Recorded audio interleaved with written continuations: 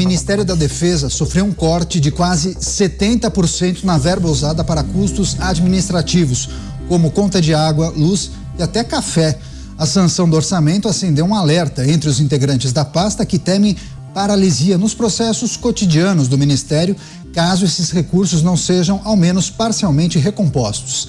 Esse corte foi feito por recomendação do próprio governo ao Congresso, para realocar o dinheiro no novo PAC, Programa de Aceleração do Crescimento, uma das prioridades e principais vitrines do Planalto. Vamos a Brasília? José Maria Trindade, a quem eu agradeço pela participação. Zé, seja muito bem-vindo, ótima noite a você. Então, houve um redirecionamento dessa verba para o PAC, Programa de Aceleração do Crescimento, grande aposta do governo federal.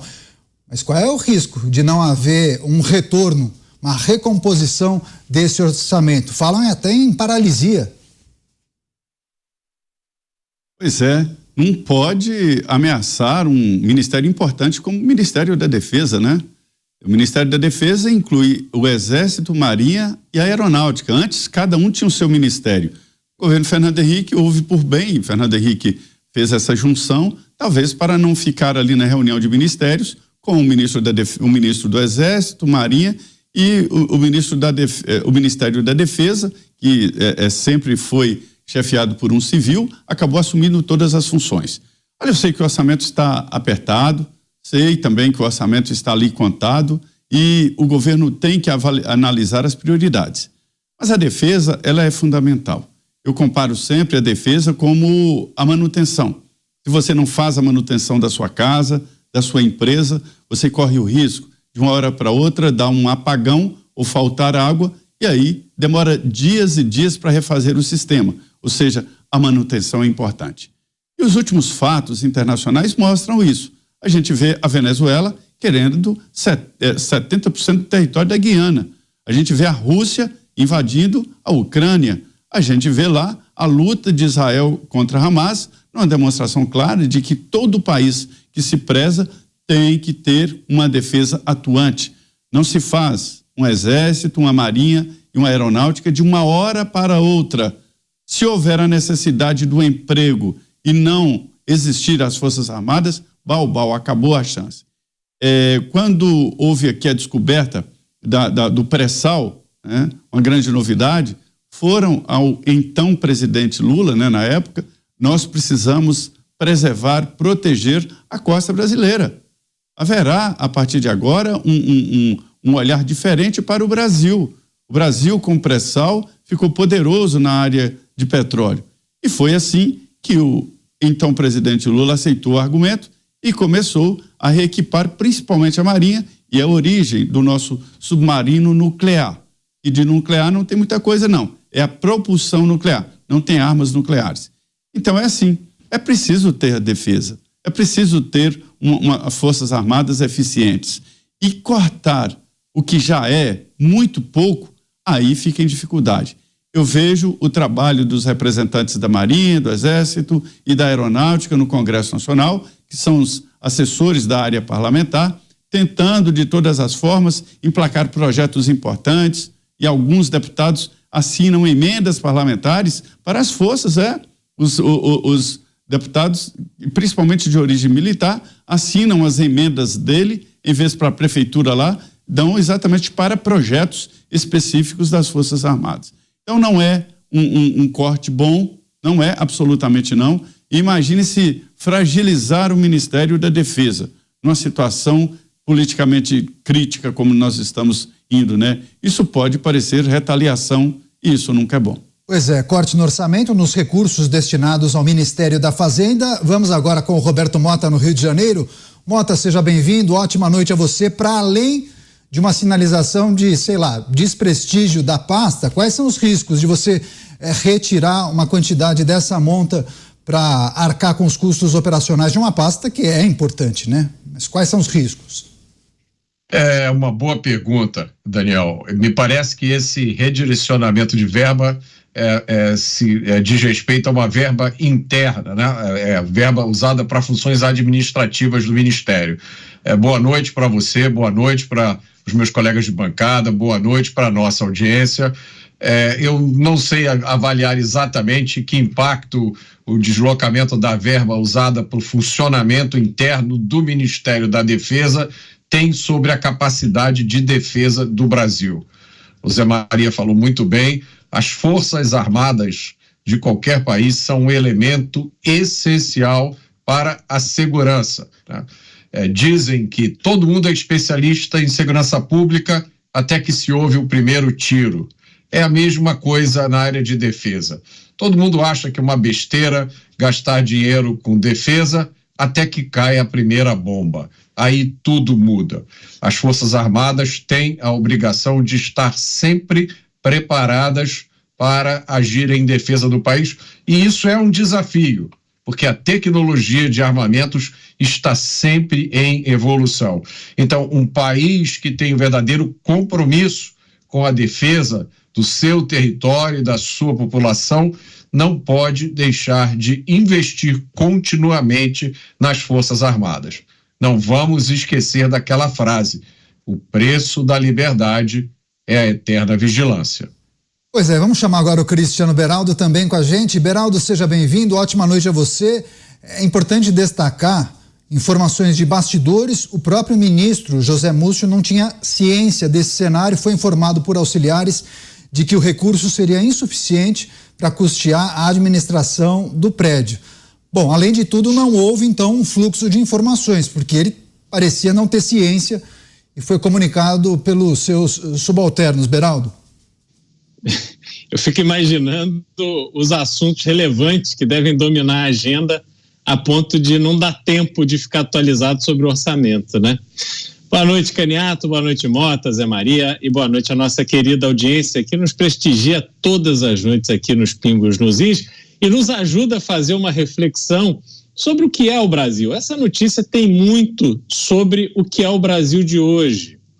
A gente tem, primeiro, que considerar a realidade que, na verdade, enquanto o Nicolás Maduro ameaça tomar um pedaço do seu vizinho, que é Guiana, e com isso tomar também as reservas de petróleo, enfim, fazer uma operação ali que vai ser muito rentável para ele, a gente aqui no Brasil lida, e há muito tempo, com diversos Nicolás Maduros que estão lá no Complexo do Alemão, que estão na Cidade de Deus, que estão espalhados por áreas onde simplesmente o poder público, não só as Forças Armadas, mas também a polícia, também as prefeituras, os governos estaduais, perdem o acesso a um local que pertence ao Brasil. Não há soberania nacional em áreas dominadas pelo tráfico e pela milícia. E quem não vive essa realidade pode achar que é uma figura de linguagem, dizer que determinada área é controlada pela milícia ou pelo tráfico. Não. Ela é controlada a ponto de se impedir a entrada. Não é qualquer um que entra. A polícia não entra. Eles constroem ali barricadas de concreto e o carro simplesmente não passa. Pergunta se vai alguém no dia seguinte, em que essas barricadas foram construídas, dizer que ali não pode e destruir essas barricadas. Não, elas estão lá, estão cada vez maiores, em cada vez maior quantidade, porque todo dia tem um pedaço do Estado brasileiro que sai do domínio do poder público e entra no domínio do poder paralelo. Então a gente já vive essa humilhação diária que nos faz nos acostumarmos com isso. O problema do Brasil não está para fora, está para dentro. E com isso se soma o fato de que a Constituição de 1988 ela foi escrita sob a pressão de um regime militar que havia terminado e as garantias das liberdades, tudo foi escrito pensando que o mundo, a história do Brasil se resumia a se proteger dos militares.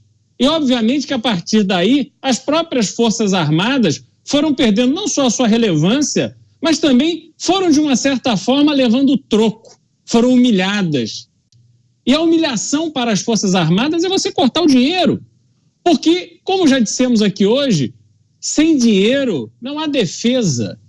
Mas sem defesa não há país forte. Não adianta vir com esse papo furado de que conflito entre países se resolve na mesa de bar tomando uma cerveja. Porque isso é folclórico, isso é ridículo.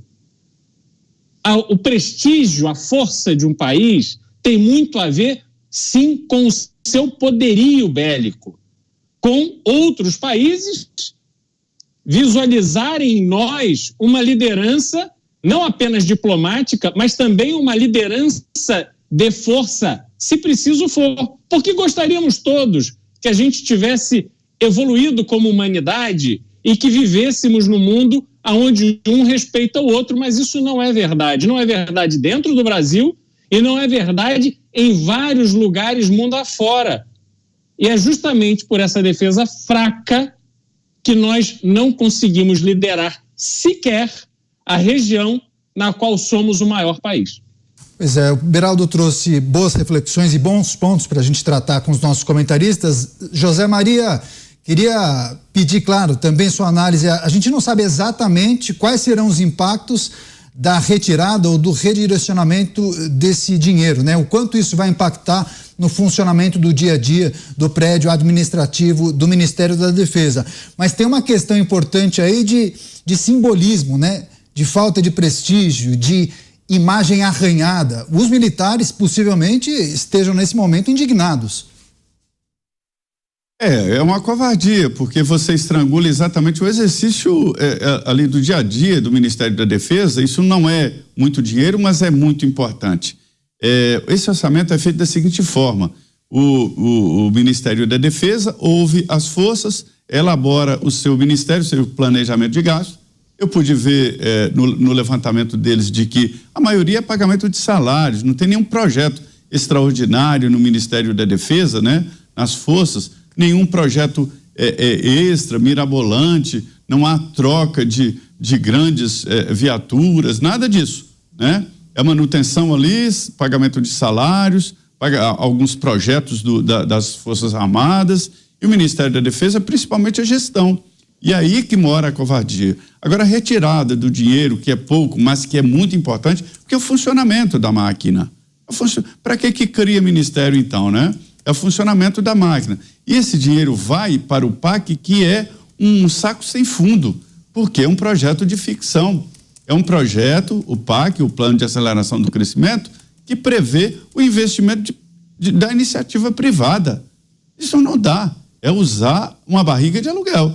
Porque um governo fazer um projeto de aceleração do crescimento, contando com recursos, com investimentos da iniciativa privada, não precisava. A iniciativa privada investe onde lhes convém. É assim, é a busca do lucro, é o que faz a humanidade andar e progredir. Então, esse dinheiro retirado do Ministério da Defesa vai para um nada, vai para um saco sem fundo e que não há absolutamente nenhum progresso nisso. Mota, tem aquela história, né? Precisa de mais recurso, precisa de mais dinheiro para o PAC. Vamos tirar de onde? Tira lá da defesa, né? Isso acaba dizendo muito, né? Sobre como uma administração enxerga um setor, um ministério, no caso.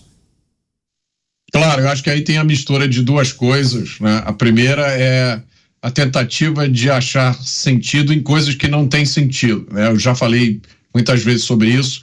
Quando você não tem uma visão correta, quando você não tem as ideias corretas, não há como você partir para ações que façam sentido. Então você uma hora faz uma coisa, outra hora faz outra, e vai fazendo, e vai vendo no que dá. As consequências não são relevantes, porque não é você que vai pagar o preço do que você está fazendo.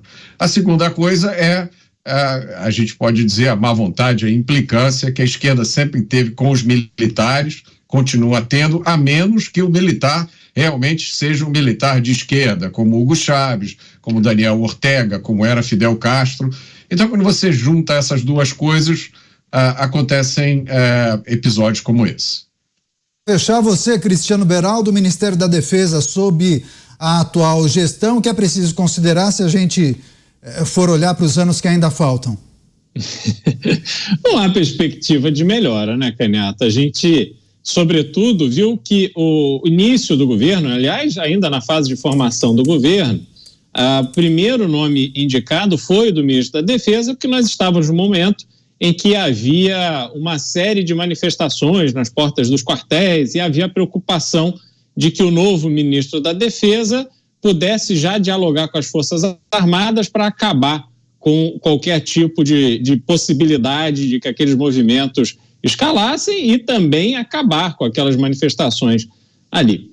E isso foi feito de forma bem sucedida. De lá para cá, não há mais destaque a ser considerado por parte da defesa. E olha que o mundo anda num momento bastante complicado, não só longe, como na Ucrânia e Israel, mas também aqui do nosso lado. E a gente não viu a defesa brasileira ter nenhuma força de reação que pudesse ser compatível com a nossa relevância. Nós somos 215 milhões de brasileiros, temos uma fronteira imensa com diversos países, temos uma fronteira, uma costa enorme, aonde deveríamos ter uma sofisticação de monitoramento muito grande. Aí a gente pode fazer até um paralelo, Caniato.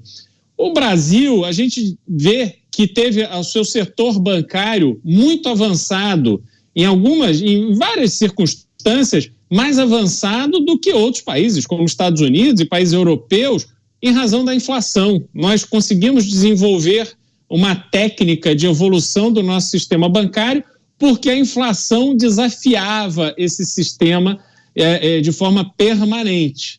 E aí, quando você olha para a defesa, nós também vemos outras circunstâncias onde somos desafiados permanentemente e há muito tempo, mas não desenvolvemos tecnologia alguma para facilitar o trabalho da defesa, para fortalecer o trabalho da defesa. Ao contrário, o que a gente vê é uma peneira que eu tenho a desconfiança de que ela foi feita de forma proposital, porque não se pode ver o tráfico de drogas e o tráfico de armas crescendo da forma com que cresceu no Brasil e simplesmente fechar os olhos para isso. Hoje a gente sabe, por exemplo, que o contrabando de cigarros é uma realidade no Brasil. Se sabe também que o Paraguai é o país onde existem diversas fábricas clandestinas de cigarro. E tudo indica, eu sou leigo, eu não sou da investigação, não sou da Polícia Federal, não sou das Forças Armadas, tudo indica que os cigarros clandestinos contrabandeados vêm de lá. Como é que a gente não fecha essa porta? Quer dizer, como é que nós somos incapazes até de impedir cigarro contrabandeado entrando pelas nossas fronteiras? Quiçá tantas outras coisas mais rentáveis e perigosas que vêm a partir das fronteiras e desse processo constante de enfraquecimento das nossas Forças Armadas.